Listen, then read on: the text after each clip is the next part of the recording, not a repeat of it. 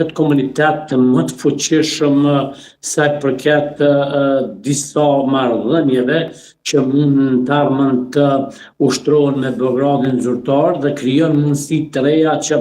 Beogradi zyrtar përmes mekanizmave të ndryshme të përdor qytetarët e Republikës Kosovës edhe për çështjet që lidhen me sigurinë politike, ndoshta edhe me sigurinë në përgjithësi.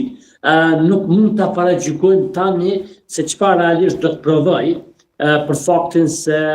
duhet besoj që institucionet tona të sigurisë dhe drejtësisë kanë ndërmarrë veprime të krahas beneficioneve që ky ligj jep për komunitetin këtë rast të sërb, atëherë kujtoj që do të ketë edhe aspekte me të cilat do të lidhen me marrëdhëniet ligjore, përkatësisht dënimet që mund vinë për shkak shkeljeve që do të bëhen. Në rastin konkret kujtoj që nëse Kosova do të kishte obligim nga zotimet ndërkombëtare për të pasur një ligj të tillë apo për ta zbatuar, atëherë mendoj që minimalisht kishim mundur që të kërkojmë reciprocitet për komunitetin shqiptar në Serbi dhe në këtë platformë